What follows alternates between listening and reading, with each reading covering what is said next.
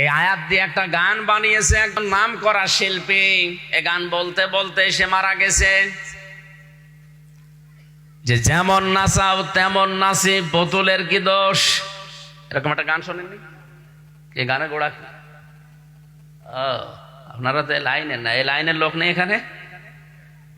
এই যে দুনিয়া কিসেরও লাগিয়া, কত যত্নে গড়াইয়াছেন সাই, যেমন নাচাও তেমনি নাচি, পুতুলের কি দোষ। এই কথা বলে আজ অনেকে নিজেকে সেভ করতে চাচ্ছে।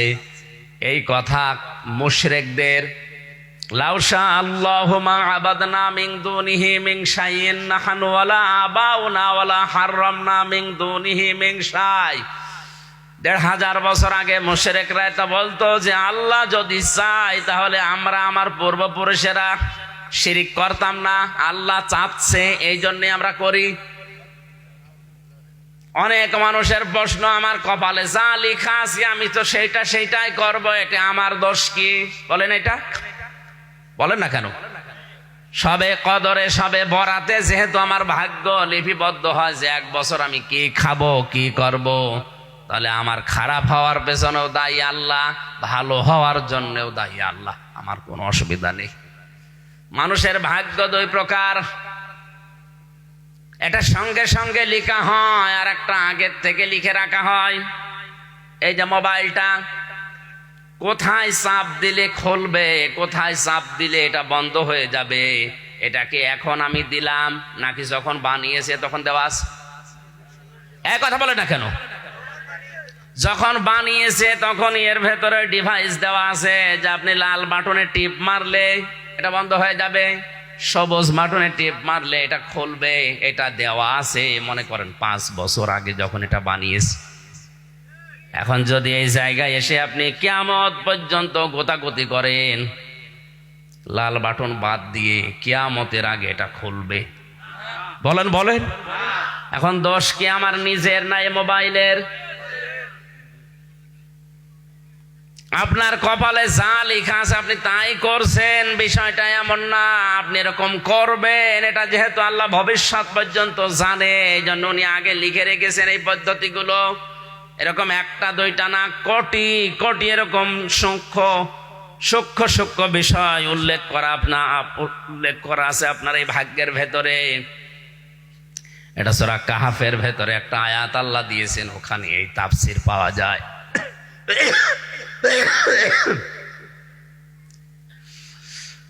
কক্সবাজারবাসী একটু খেয়াল করে শোনেন, আমরা বাস্তবে যেটা মনে করছি, মুশরিকরা যেটা বলতো আমরা ওটা বলে পার পেয়ে যাবো। ওই গান লিখেছে যে, ও তো এই কথার দিকে তাকিয়েই লিখেছে যে আমার তো কোনো দোষ নেই।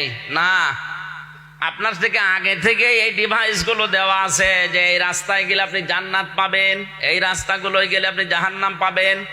এটা আগে থেকে লিখে দিয়ে কিতাব আকারে আল্লাহ আমাদের আরো বেশি দয়া করে পাঠিয়ে দিয়েছেন কোরআন। প্রশ্নপত্র হাতে পাওয়ার পরেও যদি কোনো মানুষ ফেল করে, এ দোষ আল্লাহর না ওর কপালের। আল্লাহ রাব্বুল আলামিন বলেন, রাসূলদের দায়িত্বই শুধু ছিল পৌঁছিয়ে দেওয়া সঠিক, তাছাড়া তাদের আর দায়িত্ব ছিল না। কারণ তাদের হাতে ক্ষমতা নেই, বিত্ত বৈভব টাকা পয়সার মালিক তারা বেশি ছিল না। মাত্র 2 জন নবী ছিল দুনিয়াতে, বাদশাহ, আর বাকি নবী অধিকাংশ সব ছিল গরিব মানুষ। হযরতে সুলাইমান নবী, হযরতে দাউদ নবী, এই 2 জন বাদ দিয়ে পৃথিবীর সব নবী ছিল কি? কেউ রাজা ছিল, কেউ বাদশাহ ছিল, সব সাধারণ মানুষ ছিল।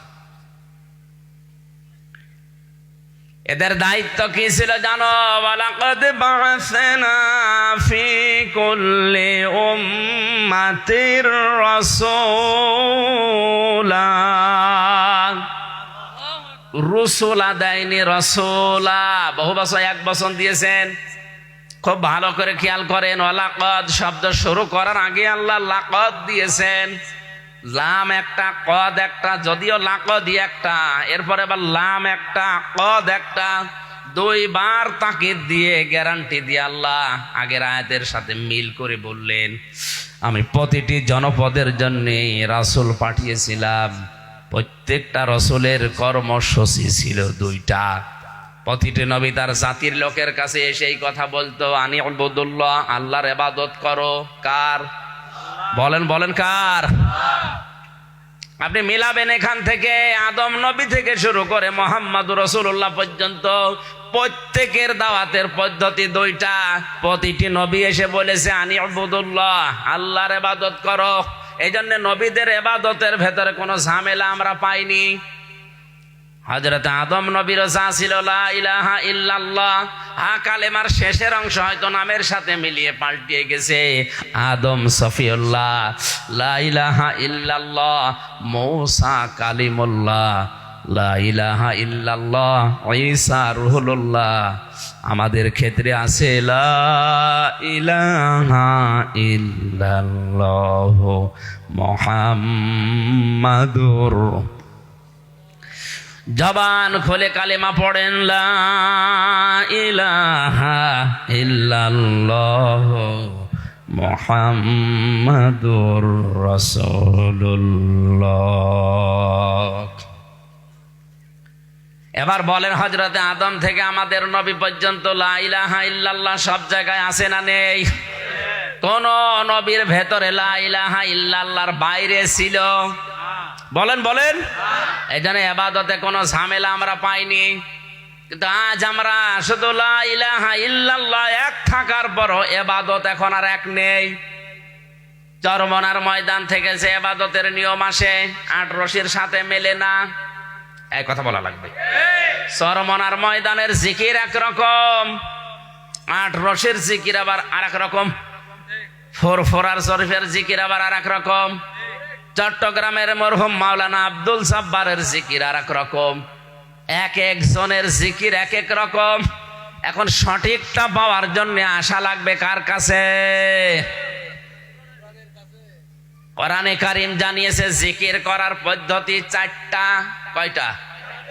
শব্দ চারটা। কয়টা? আপনি যদি জিকির করেন ইবাদত হিসাবে, জিকির কিন্তু একটা ইবাদত। জিকির কি? ইবাদত হিসাবে করলে অবশ্যই নবীজি তার জীবনে এটা করেছে না করে নাই? নবীজির এই 63 বছরের জীবনে 23 বছর যেটা নবুয়তের জিন্দেগি, অবশ্যই তিনি জিকির করেছেন, নাই তো কোরআনে থাকতো না। এই কথা বলা লাগবে। জিকির উনি করেছেন কয়টা শব্দ দিয়ে? চারটা। বলেন কয়টা? পদ্ধতি ছিল চারটা। কয়টা? আল্লাহ রাব্বুল আলামিন বলেন আযকুর রাব্বাকা ফি নাফসিকা তাদাররুআন ওয়া খাইফাতান ওয়া দুনাল জাহরি মিনাল কওলি বিল গুদুবি ওয়াল আসাল।